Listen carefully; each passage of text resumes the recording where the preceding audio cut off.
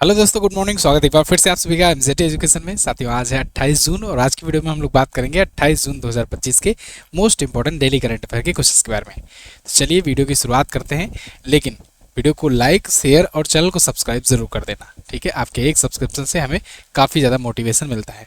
सबसे पहले कल का रिवीजन करेंगे, फिर आज की तरफ बढ़ेंगे रोजाना की तरह। तो कल हम लोगों ने क्या क्या चीज़ें पढ़ी थी? कल हम लोगों ने पढ़ा था कि भारत ने एससीओ ज्वाइंट स्टेटमेंट पर साइन करने से मना कर दिया है। इसके अलावा शुभांशु शुक्ला ये 26 जून को पहुंच चुके हैं आईएसएस पहुंचने वाले ये बन गए हैं पहले भारतीय। एक्सियोम 4 मिशन के तहत ये गए हुए थे। इसके अलावा बिहार में राज्य का पहला यानी बिहार का पहला परमाणु ऊर्जा संयंत्र स्थापित किया जाएगा। और कामाख्या मंदिर असम में अंबुबाची मेला शुरू हुआ। अंतर्राष्ट्रीय परमाणु ऊर्जा एजेंसी ने अभी रोमानिया के साथ मिलकर के कॉन्वेक्स 3 नाम का सबसे बड़ा अंतर्राष्ट्रीय परमाणु आपातकालीन अभ्यास शुरू किया है। उत्तर प्रदेश के वाराणसी में 25वीं मध्य क्षेत्रीय परिषद बैठक हुई। इस बैठक की अध्यक्षता की गृह मंत्री अमित शाह जी ने। और साहित्य का दिया जाने वाला जेसीबी पुरस्कार अब बंद कर दिया गया है। साहित्य जेसीबी पुरस्कार भारत का सबसे अमीर पुरस्कार कहा जाता था, सबसे महंगा पुरस्कार कहा जाता था। 25 लाख की पुरस्कार राशि इसके तहत दी जाती थी, तो ये बंद कर दिया गया है। और अभी दक्षिण कोरिया ने 64 वर्षों के इतिहास में अपने पहला असैन्य रक्षा मंत्री नियुक्त किया है। इसके अलावा कल हम लोगों ने पढ़ा था कि जून 2025 में आईओसी ने इंटरनेशनल ओलंपिक कमेटी ने अपनी पहली महिला अध्यक्ष नियुक्त किया है, कस्टी कोवेंट्री, जो कि जिम्बाब्वे से हैं, तो पहली अफ्रीकी भी बने हैं। और ईस्ट कोस्टल रेलवे जोन ने रथ यात्रा 2025 के लिए ई कोर यात्रा नाम का मोबाइल ऐप लॉन्च किया है। S&P ग्लोबल रेटिंग ने भारत की जीडीपी ग्रोथ रेट का अनुमान बताया 6.5% 2025-26 के फाइनेंशियल ईयर के लिए। तो ये थे साथियों टॉप 11 करंट अफेयर के क्वेश्चंस कल की वीडियो से। 11 क्वेश्चन, आज भी 11 क्वेश्चन है। जब इंपॉर्टेंट रहता है, लगता है 11 क्वेश्चन हो सकते हैं तो 11 क्वेश्चन कर लिया जाता है। जब लगता है 10 क्वेश्चन में काम चल जाएगा तो 10 क्वेश्चन लिया जाता है। ठीक है, और याद रखो, आप किसी भी इंडिया के एग्जाम में तैयारी कर रहे हो, किसी भी एग्जाम की तरफ, तो सब में जहाँ जहाँ भी करंट अफेयर पूछा जाता है, आपकी वीडियो के बाहर से नहीं पूछा जाने वाला है। डेली करंट अफेयर अगर आप फॉलो करते हो अच्छे तरीके से, तो आप कहीं भी एक्स्ट्रा क्वेश्चन नहीं पाओगे। सारे क्वेश्चन मैं कवर कराता हूँ, जितने भी इंपॉर्टेंट होते हैं। ठीक है, एक और जरूरी बात, मानसून ऑफर जो है, जो कल तक था, कल एंड होने वाला था, इसका एक दिन के लिए डिमांड बढ़ा दिया गया है। बहुत सारे लोग कमेंट कर रहे थे, उनकी डिमांड पर एक दिन के लिए बढ़ा दिया गया है। तो आज के लिए और है। जो लोग चूक गए हैं जीएस सफलता बैच लेने से, वो अभी भी 299 में आज के लिए और ले सकते हैं। ठीक है, जीएस सफलता 4.0 बैच के तहत हम सारे सब्जेक्ट कवर कराते हैं। जीएस के कंप्लीट बैच है जीएस का, और एमजेटी कूपन कोड यूज़ करना है आपको एमजेटी ऐप पर जाकर, तब आपको ये 299 में मिलेगा। किसी भी सहायता के लिए आप इस नंबर पर व्हाट्सएप कर सकते हो, अगर किसी भी प्रकार की प्रॉब्लम आ रही है, इशू आ रहा है, नहीं कर पा रहे हो अगर आप, तब। ठीक है ना, ये नंबर दिख रहा है। चलिए आगे, और एमजेटी ऐप पर ही आपको मिलेगा, तो MJT app Google play store से डाउनलोड कर लेना। टेलीग्राम पर पीडीएफ मिलती है, टेलीग्राम भी ज्वाइन कर लो। टेलीग्राम चैनल एमजेटी एजुकेशन के नाम से। पहला क्वेश्चन देखते हैं। तो पहला क्वेश्चन है साथियों, निम्न में से किस राज्य के 5000 प्लस सरकारी प्राइमरी स्कूलों को मर्ज करने की घोषणा की गई? ये एक बड़ी घोषणा हुई है। उत्तर प्रदेश के 5000 से ज़्यादा सरकारी प्राइमरी स्कूलों को मर्ज करने की बात चल रही है। इस पर मैंने कल रात को ही एक वीडियो दिया है, और मैं चाहता हूँ आप सभी लोग ये वीडियो को जरूर देखें, क्योंकि इस वीडियो में मैंने आपको रूट कॉज समझाया हुआ है। कारण क्या है, क्यों सरकारी स्कूल मर्ज किए जा रहे हैं, इससे किसको नुकसान होने वाला है, क्या भर्तियां आनी खत्म हो जाएंगी, यूपी में अब शिक्षक भर्ती नहीं होगी, क्या होगा, शिक्षा व्यवस्था किस तरफ जाएगी उत्तर प्रदेश में, क्योंकि मैं भी उत्तर प्रदेश से हूँ, आप में से भी बहुत सारे लोग उत्तर प्रदेश से हैं। तो आपको ये वीडियो जरूर देखना चाहिए। ये वीडियो ना सिर्फ देखिए, बल्कि इसको शेयर भी कीजिए और अपना ओपिनियन भी दीजिए, क्योंकि मैंने उसमें आपको ओपिनियन भी मांगा है कि आपको क्या लगता है। तो ये वीडियो कल रात को अपलोड हुई है इसी चैनल पर, आप जाकर के जरूर देखिएगा। फिलहाल मोटे मोटे इस न्यूज़ की बात हम लोग कर लेते हैं। यूपी में 1.32 लाख परिषदीय स्कूल हैं। इनमें से 50 से कम छात्र क्षमता वाले जो भी स्कूल हैं, मतलब जिन स्कूलों में 50 से कम स्टूडेंट पढ़ते हैं ओवरऑल मिला करके, तो उनको उसके पास वाले सरकारी स्कूल से मर्ज कर दिया जाएगा। ठीक है ना, मिला दिया जाएगा, और बच्चों को, छात्रों को शिफ्ट कर दिया जाएगा। ये बेसिक शिक्षा विभाग के अपर मुख्य सचिव दीपक कुमार जी का आदेश है। ठीक है, इन्हीं के आदेश पर ये किया जा रहा है। इनका तर्क है कि संसाधनों का इससे बेहतर उपयोग होगा, गुणवत्तापूर्ण शिक्षा मिलेगी, और हर जिले में स्मार्ट क्लास, वाईफाई, लाइब्रेरी जैसे स्कूल मुख्यमंत्री अभ्युदय स्कूल के तहत खोले जाएंगे। अब कैसा होगा, क्या क्या नहीं होगा, कितना इसका परिणाम क्या हो सकता है, इसको सबको हमने कल की वीडियो में चर्चा किया हुआ है, आप जरूर देखिएगा उसे। 445 स्कूल मर्ज किए जाएंगे लखनऊ में ही केवल, मतलब राजधानी उत्तर प्रदेश की जो है वहीं पर 450 स्कूल लगभग में मर्ज किए जाने हैं। तो इस पर आपकी क्या राय है आप लोग बताइएगा, और मैं यही कहूँगा कल वाली वीडियो देखिए, आपको बहुत कुछ जानकारी मिलेगा, बहुत कुछ मैंने उसमें बात किया हुआ है। ठीक है, चलिए खैर आ जाते हैं अगले टॉपिक पर। केंद्रीय माध्यमिक शिक्षा बोर्ड सीबीएसई की घोषणा के अनुसार किस शैक्षणिक सत्र से कक्षा 10 के छात्र बोर्ड परीक्षाएं वर्ष में 2 बार दे पाएंगे? तो देखिए, कक्षा 10 के छात्र बोर्ड परीक्षाएं 2 बार अब देंगे, और ये सीबीएसई ने घोषणा किया है 2026-27 से सत्र से ये लागू भी हो जाएगा, मतलब अगले ही सत्र से ये लागू होने वाला है, जो नेक्स्ट सेशन चलेगा आपका। सीबीएसई ने ये घोषणा की हुई है, आप देख पाओगे CBSE conduct 2 board exam for the class 10th। अब इसमें तो हालांकि ये कुछ अलग ही कॉन्सेप्ट बता रहे हैं। इनका ये कहना है कि पहली परीक्षा फरवरी के मध्य में होगी और दूसरी मई के महीने में होगी। इन्होंने कहा कि पहला वाला कंपलसरी होगा, दूसरा वाला होगा वो कंपलसरी नहीं होगा। कुछ इस टाइप का ये प्लान बना रहे हैं। पहली परीक्षा अनिवार्य रहेगी, जबकि जो छात्र इसमें उत्तीर्ण होंगे उन्हें 3 तक अकादमिक विषयों में अपने अंक सुधारने का विकल्प दूसरी वैकल्पिक परीक्षाओं के माध्यम से मिला करेगा। किसी को लगता है मार्क्स कम है, दोबारा वो परीक्षा दे सकता है। ठीक है, चलिए, मतलब वैकल्पिक रहेगी सेकंड वाली। तो इससे इनका कहना यह है कि इससे बोझ नहीं पड़ेगा छात्रों पर, जो बहुत सारा मतलब क्या होता है कम आने की वजह से सुसाइड वगैरह कर लेते हैं। तो उनके पास एक और मौका रहेगा कि भाई नंबर कम आया है तो एक बार और ट्राई मारो, 2 महीने बाद 4 महीने बाद फिर से आपके पास मौका है, आप एग्ज़ाम दे करके सुधार लो। राष्ट्रीय शिक्षा नीति न्यू एजुकेशन पॉलिसी 2020 के उद्देश्यों के अनुरूप है। इससे इसका उद्देश्य परीक्षा का दबाव को कम करना, छात्रों को अधिक लचीलापन देना है। सीबीएसई की बात करें, central board of secondary education की, तो इसकी स्थापना 1929 में हुई थी और राहुल सिंह वर्तमान में इसके अध्यक्ष हैं। राहुल सिंह, इनका नाम याद रखना। जनवरी 2026 तक कहां पर भारत की पहली क्वांटम कंप्यूटिंग वैली की स्थापना हो जाएगी? भारत की पहली क्वांटम कंप्यूटिंग वैली, अगर आपको याद हो तो क्वांटम कंप्यूटिंग के लिए पूरा सिटी पार्क स्थापित करने की भी घोषणा किया था। अमरावती को एक स्मार्ट सिटी बनाने की घोषणा किया था आंध्र प्रदेश के सीएम ने, है ना। तो आंध्र प्रदेश के अमरावती में ही अभी पहली क्वांटम कंप्यूटिंग वैली की स्थापना की जाने की घोषणा हुई है। कब तक हो जाएगी? जनवरी 2026 तक हो जाने की बात कर रहे हैं ये। तो आप देख सकते हो, Amaravati to host India's first quantum computing valley, तो ये होगा। ठीक है, और आईटी, इलेक्ट्रॉनिक्स और संचार विभाग के सचिव कटमनेनी भास्कर, इन्होंने घोषणा की है, जो कि हैं आंध्र प्रदेश के राज्य विभाग के। अमरावती क्वांटम वैली कार्यशाला इसको नाम दिया जाएगा। विजयवाड़ा में 25 जून को इसकी घोषणा की गई है। राष्ट्रीय क्वांटम मिशन के उद्देश्यों को ये पूरा करेगी। आंध्र प्रदेश आया है, आंध्र प्रदेश के बारे में जानते हैं। आंध्र प्रदेश आपको दिख जाएगा यहाँ पर, ये रहा आंध्र प्रदेश। आंध्र प्रदेश से ही अलग हुआ था तेलंगाना 2 जून 2014 को, और तब से लेकर 2024 तक, 2 जून 2024 तक 10 सालों के लिए इसकी भी राजधानी हैदराबाद ही थी।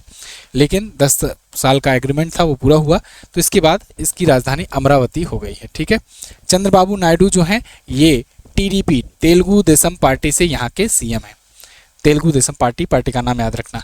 जस्टिस एस अब्दुल नजीर जो है यहाँ के गवर्नर है। कोलेरू झील है, पुलकट झील है, श्री वेंकटेश्वर नेशनल पार्क है, राजीव गांधी नेशनल पार्क है। विलियम केप्स फेस्टिवल, कुचिपुड़ी याद रखना, कुचिपुड़ी ये यहाँ का शास्त्रीय नृत्य है। धमाल, मथुरी, डांडरिया होता है। 26 जिले हैं, 175 विधानसभा में सीटें हैं, 25 लोकसभा में और 11 राज्यसभा में यहाँ पर सीटें जाती हैं। अगला 25 से 27 जून 2025 तक कहां पर इंडियन कंजर्वेशन कॉन्फ्रेंस या ICCON का आयोजन किया जाएगा? तो 25 से 27 जून तक ये आयोजन होगा, और ये इंडियन कंजर्वेशन कॉन्फ्रेंस था जो कि देहरादून उत्तराखंड में आयोजित हुआ। उत्तराखंड की राजधानी देहरादून में आयोजित किया गया है। आप देखिए, PIB का आर्टिकल है, wild life institute of India to host ICCON 2025, मतलब कि wild life institute of India ने इसका होस्टिंग किया है, इसका आयोजन किया हुआ है। तो वन्यजीव संस्थान देहरादून 25 से 27 जून 3 दिवसीय था ये। केंद्रीय पर्यावरण मंत्री भूपेंद्र यादव जी इसे पर्यावरण, वन और जलवायु परिवर्तन मंत्रालय के तत्वाधान में आयोजित किए हैं। पर्यावरण की बात आ रही है तो पर्यावरण दिवस आप जानते हो अभी इसी महीने में 5 जून को मनाया गया। 5 जून को पर्यावरण दिवस मनाया जाता है, ये तो आप जानते ही हो। बीट प्लास्टिक पॉल्यूशन, ये इस बार की थीम भी है। तो 17 विषयगत क्षेत्र और 10 क्षमता निर्माण कार्यशालाओं के अभिनव परिवर्तन धन इसमें शामिल हैं। अगला, जून 2025 में ठीक है ना, 2225 हो गया। जून 2025 में किसके द्वारा द इमरजेंसी डायरीज नाम की पुस्तक का विमोचन किया गया? इमरजेंसी डायरीज, इस पुस्तक का विमोचन अमित शाह जी के द्वारा किया गया, केंद्रीय गृह मंत्री के द्वारा। इमरजेंसी डायरीज ये 25 जून 1975 को लगे इमरजेंसी की याद में 25 जून 1975 को 1975 को जब भारत में इमरजेंसी की घोषणा की गई थी, तो उसके बारे में ये बताता है। इमरजेंसी डायरीज में खास तौर पर पीएम मोदी उस टाइम पर कहाँ पर थे, किस प्रकार से उनके ऊपर मतलब क्या क्या बीती, ये सब चीज़ें इसमें बताई गई है, ठीक है ना। तो ये पीएम मोदी को डेडिकेटेड है। आप देख पाओगे, home minister Amit Shah release the emergency diaries book chronicle PM Modi's role in fight against emergency. तो पीएम मोदी का क्या रोल रहा था उसकी इसमें बात की गई है। ओके, आप जानते हो 21 महीनों तक इमरजेंसी लगी थी। 1977 में 21 मार्च को जाकर के इमरजेंसी खत्म हुई थी। 25 जून से 21 मार्च 1977 तक इमरजेंसी चली थी, और इसी दिन 25 जून के दिन ही संविधान हत्या दिवस मनाए जाने की घोषणा की गई है। अगला, ये प्रमुख पुस्तकें आई हैं पिछले दिनों में। वैसे मैंने पुस्तकें और लेखक अभी जो टॉपिक वाइज सीरीज जो शुरू किया है ना, रात को 9 बजे आप सब लोग जुड़ा कीजिए, टॉपिक वाइज करंट अफेयर की सीरीज चलती है। उसके तहत मैंने पुस्तकें और लेखक का सबसे पहले कराया था पहली क्लास। तो उसमें मैंने पिछले 9 महीने के जितने भी पुस्तकें और लेखक आए उनको कवर कराया है। तो ये सब आप जरूर देखिएगा। खैर, द इमरजेंसी डायरीज आप देख सकते हो, अमित शाह जी ने किया है। Wings of our hopes volume 2, ये राष्ट्रपति जी के भाषणों के ऊपर ये लिखा गया है। The stars light the way, Sujata Raj Khanna ने लिखा है। Modi's Niti Shastra, the words his आयरस्टर, आदित्य सी अग्रवाल ने लिखा है। Win the battle of your mind, Rita Ramamurthy Gupta की पुस्तक है। Ramanujan journey of a great mathematician, Arun Singhal और देवेंद्र कुमार शर्मा ने लिखा है। Leo the untold story of Chennai super king, PS Raman ने लिखा। मार्च ऑफ ग्लोरी, ये के अरुमुगम और एरोल डिक्रूज ने लिखा। DSLI पुस्तक कैलाश सत्यार्थी की है। Life on Mars collected stories, Namita Gokhale की पुस्तक है। ओके, अगला, निम्न में से किस खेल महासंघ ने top national player stipend scheme TNPSS की शुरुआत की? तो अभी हाल ही में इसकी शुरुआत की है अखिल भारतीय शतरंज महासंघ ने, ऑल इंडिया चेस फेडरेशन ने शुरू किया है top national player stipend scheme. मतलब जो टॉप नेशनल प्लेयर है ना चेस के, उनको स्टाइपेंड मिलेगा। इसके लिए देखिए 42 लाख रुपए का खर्च कर रहा है प्रॉमिसिंग यंग प्लेयर्स को खर्च करने की 42 लाख के लिए यहाँ पर बात की गई है। तो अंडर 7 से अंडर 17 आयु वर्ग के शतरंज खिलाड़ियों के लिए होगा, क्योंकि इंडियन में चेस में टैलेंट काफ़ी ज़्यादा देखने को मिल रहा है। इंडियन चेस प्लेयर, युवा प्लेयर काफ़ी अच्छे तरीके से बड़े बड़े धुरंधरों को हरा रहे हैं विश्व लेवल पर, चाहे वो महिला खिलाड़ी हो चाहे पुरुष खिलाड़ी हो। खास करके दक्षिण भारत से बहुत अच्छे अच्छे प्लेयर निकल करके आ रहे हैं। तो अब ऐसे ही यहाँ पर प्रारंभ में लाभान्वित खिलाड़ी चुने गए हैं, जो 39 लड़के और 39 लड़कियों को चुना गया है, टोटल 78 को चुना गया है। ठीक है, त्रैमासिक स्टाइपेंड मिलेगा, 60,000 से 1.5 लाख रुपए तक का स्टाइपेंड मिलेगा। ठीक है, TNPSS के तहत। अगला, हाल ही में मिली जानकारी के अनुसार किस क्रिकेटर को उत्तर प्रदेश बेसिक शिक्षा विभाग में जिला बेसिक शिक्षा अधिकारी के रूप में नियुक्त किया जा रहा है? तो उत्तर प्रदेश के क्रिकेटर हैं रिंकू सिंह। अभी हाल ही में इनकी शादी हुई है, एक सांसद से इनकी शादी हुई है, वाइफ सांसद है और हस्बैंड ये बन गए हैं उत्तर प्रदेश में शिक्षा विभाग में, बेसिक शिक्षा विभाग में जिला बेसिक शिक्षा अधिकारी। अब सोचो इनको ये पद देने की क्या जरूरत थी? कोई जैसे बहुत सारे तमाम अधिकारियों का पद दिया जाता है, चलो ठीक है स्पोर्ट कोटा से दिया जाता है, कोई आम बात पहली बात नहीं है, लेकिन दिया जाता है। जैसे पुलिसिंग में पोस्ट दे दिया गया, जैसे हरभजन सिंह SP हैं, ऐसे बहुत सारे लोग जो हैं पुलिस में बहुत सारे डिपार्टमेंट में हैं या अन्य भी बहुत सारे डिपार्टमेंट में। ये बेसिक शिक्षा अधिकारी के रूप में क्या करेंगे आप कमेंट करके मुझे बताइए। एक तो 2 गलत डिसीजन लिए, एक तो पहले तो स्कूल मर्ज कर रहे हो, दूसरा फिर बेसिक शिक्षा अधिकारी किसी क्रिकेटर को कर दे रहे हो जो 2 महीने IPL खेलेगा, 2 महीने 3 महीने IPL खेलेगा, उसके 1-1.5 महीने वहाँ पर बिजी रहेगा। इसके अलावा अगर नेशनल प्लेयर हैं तो वो नेशनल टीम का अगर हिस्सा है तो वहाँ भी बहुत सारे मैच खेलेंगे। तो साल भर तो ये बिजी ही रहेंगे अपने ही काम में, क्या काम करेंगे उधर।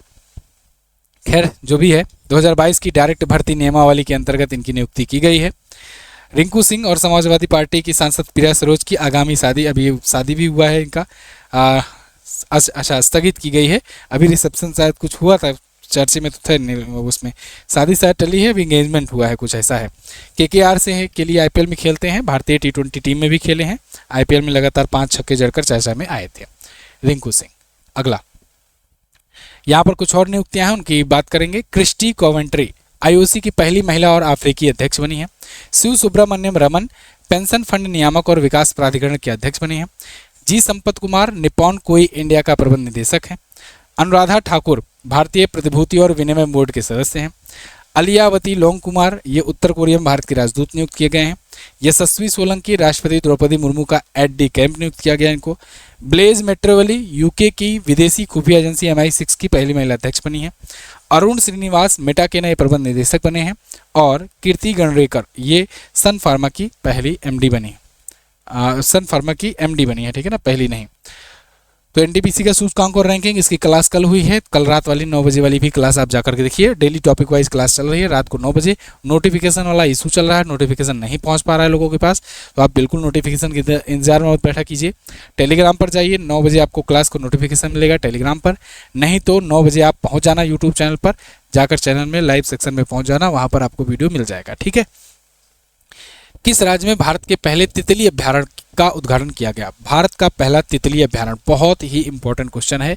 इंडियाज फर्स्ट बटरफ्लाई सेंचुरी, ये केरल में खोला गया है, केरल में इसका उद्घाटन किया गया है, इंडिया की पहली बटरफ्लाई सेंचुरी, ठीक है। तो केरला का वेस्टर्न घाट जो होगा ये अब होम होगा इसका। तो पहले इसका नाम अरलम वन्यजीव अभ्यारण्य था, अब नाम भी बदल दिया गया है और नाम अब रख दिया गया है अरलम तितली अभ्यारण्य। क्या? अरलम तितली अभ्यारण्य कर दिया गया है। यहाँ 266 से अधिक तितली की प्रजातियां पाई जाती हैं। भारत का पहला ये तितलियों के लिए डेडिकेटेड संरक्षित वन है। 25 वर्षों के लगातार सर्वेक्षण और संरक्षण की वकालत के बाद ये मान्यता इनको मिल गई है। 80% से ज़्यादा तितली की आबादी का प्रतिनिधित्व ये करते हैं केरल के, 55 वर्ग किलोमीटर में फैली है, ठीक है। केरल आया है, केरल आप जानते हो दक्षिण में है, ये रहा केरल। केरल की राजधानी तिरुवनंतपुरम। पिनराई विजयन CPIM पार्टी से CM है। गवर्नर यहाँ पर हैं राजेंद्र विश्वनाथ अर्लेकर। केरल अपना बॉर्डर तमिलनाडु से और कर्नाटका से शेयर करता है। यहाँ पर इडुकी वन्यजीव अभ्यारण्य है, साइलेंट वैली नेशनल पार्क है, पेरियार वन्यजीव अभ्यारण्य है, पलक्कड़ गैप है, थामास रसेरी है, कथकली, मोहिनीअट्टम, कालियट्टम ये प्रमुख शास्त्रीय नृत्य हैं। 14 जिले हैं, 140 विधानसभा में सीटें हैं, 20 लोकसभा में और 9 राज्यसभा में यहाँ से सीट जाती है, ठीक है। अगला क्वेश्चन, किस देश ने विश्व पुलिस एवं अग्निशमन खेल 2029 की मेजबानी जीती? मतलब मेजबानी की बिडिंग जीती, जो बोली लगाई जाती है उसको जीत लिया है। तो विश्व पुलिस और अग्निशमन खेल 2029 इसकी मेजबानी की बोली जीत ली है भारत ने, मतलब भारत में अब आयोजित किया जाएगा। 2029 वाला जो संस्करण होगा वो भारत में होगा, ठीक है। भारत ने बिडिंग प्रक्रिया जीत ली है। तो world police and fire games होता है, 23वां होगा भारत में, 23वां 2029 में भारत में होगा, अहमदाबाद गुजरात में, ठीक है। इससे पहले 21वां इस बार 2025 का आयोजन बर्मिंघम संयुक्त राज्य अमेरिका में नहीं है यार, बर्मिंघम तो है यूके में, इसको चेक करते हैं। अगर ये बर्मिंघम सही है तो यहाँ पर यूके होना चाहिए, बर्मिंघम आप जानते हो इंग्लैंड में है ना। 22वां विश्व पुलिस और अग्निशमन खेल 2027 का आयोजन पर्थ ऑस्ट्रेलिया में होगा। 2027 वाला 2-2 साल पे होता है, 2029 वाला भारत में गुजरात में अहमदाबाद में होगा, ठीक है ना। दूसरी एशियाई स्क्वैश युगल चैंपियनशिप में भारत ने निम्न में से कौन सा खिताब जीता? एशियाई स्क्वैश युगल चैंपियनशिप हो रही है और इसमें आपको जानकर के खुशी होगी, 3 का तीनों इवेंट जो युगल का होता है, मतलब कि मेंस डबल्स और विमेंस डबल्स और मिक्स डबल्स, तीनों जो डबल्स होते हैं तीनों का तीनों भारत ने जीत लिया है। तो महिला युगल, पुरुष युगल और मिश्रित युगल ये सब जीत लिया है भारत ने, और वो भी बिकॉज ऑफ अनाहत सिंह की वजह से। अनाहत सिंह के बारे में मैं आपको बहुत बार बता भी चुका हूँ, राजस्थान की हैं, सबसे युवा खिलाड़ी भी बनी थी ओलंपिक में अपने इस बार जाने वाली। तो अनाहत सिंह और अभय सिंह इन दोनों की जोड़ी ने यहाँ पर ड्यूअल क्राउन जीता हुआ है। तो महिला युगल में अनाहत सिंह और ज्योत्सना चिनप्पा ने जीता क्योंकि दोनों महिलाएं रहनी थी। पुरुष युगल में अभय सिंह और वेलावन सेंथिल कुमार ने जीता क्योंकि दोनों पुरुष रहने थे। मिक्स डबल में अनाहत सिंह और अभय सिंह ने मिलकर जीता, ठीक है। तो मलेशिया में यह आयोजन हुआ 23 से 26 जून के बीच में। अगला, एशियाई अवसंरचना निवेश बैंक यानी AIIB के ने किसको बैंक का अगला अध्यक्ष नियुक्त किया? तो एशियन इंफ्रास्ट्रक्चर इन्वेस्टमेंट बैंक, बहुत ही इंपॉर्टेंट बैंक है ये, एशियन इंफ्रास्ट्रक्चर इन्वेस्टमेंट बैंक। तो इसने अभी अपना नया अध्यक्ष नियुक्त किया है जोउ जियाई को। जोउ जियाई को किसकी जगह पर आए हैं? जिन लिकुन की जगह पर आए हैं। जिन लिकुन इससे पहले थे, अब जोउ जियाई होंगे elected as the president of Asian infrastructure investment bank. Jin Liqun जो हैं ये चीन में पूर्व उप वित्त मंत्री रह चुकी हैं। 5 वर्ष के कार्यकाल ये पूरा कर लिए हैं, 2026 में का समाप्त होगा और इनके बाद 16 जनवरी से ही नियुक्ति हो जाएगी इसके अध्यक्ष के रूप में जोउ जियाई की। ठीक है, जोउ जियाई की। एशियन इन्वेस्टमेंट इंफ्रास्ट्रक्चर बैंक जो है इसकी स्थापना 2016 में की गई थी। 110 इसके स्वीकृत सदस्य हैं। तो ये थे टॉप 11 करंट अफेयर के क्वेश्चंस। अगेन आपको रिमाइंड करा दूं कि आज के लिए ऑफर एक बार फिर से अनलॉक किया गया है, तो आज के लिए इसका ऑफर का आप फायदा उठाइए। अगर आप अभी तक नहीं ले पाए हैं तो जाइए 299 में आप जीएस सफलता बैच पा जाएंगे। और लास्ट 6 मंथ की ई बुक आई है, इसको भी आप ले सकते हैं। MZT ऐप से ही ये सारी चीज़ें आपको मिलेंगी। अब लास्ट डे के क्वेश्चन की बात करते हैं। कल मैंने पूछा था आपसे ब्राज़ील किस महाद्वीप में आता है? तो दक्षिणी अमेरिका में आता है। वैश्विक शांति सूचकांक में कौन सा देश अंतिम स्थान पर है? तो लास्ट में है रूस, सबसे लास्ट में रूस है, पहले पर आइसलैंड है। संघाई सहयोग संगठन रक्षा मंत्रियों की बैठक 2025 कहाँ आयोजित की गई? ये आपको आज बताना है। संघाई सहयोग संगठन की बैठक जो है ये कहाँ आयोजित की गई है, ये आपको आज बताना है। दूसरा क्वेश्चन है आज का, कितने राज्य या केंद्र शासित प्रदेश मध्य क्षेत्रीय परिषद के सदस्य हैं? कल इसकी बैठक के बारे में हम बात की थी, आज बताना है आपको ये कितने सदस्य इसमें हैं, कौन कौन से राज्य इसमें आते हैं। तो ये दोनों क्वेश्चन का आप आंसर दीजिए। बाकी राफेल जीके की, स्टैटिक जीके की ई बुक भी है, इसको भी आप ले सकते हैं। थैंक यू सो मच, मिलेंगे अगली क्लास में, अगली वीडियो में। तब तक के लिए नमस्कार, जय हिंद, वंदे मातरम।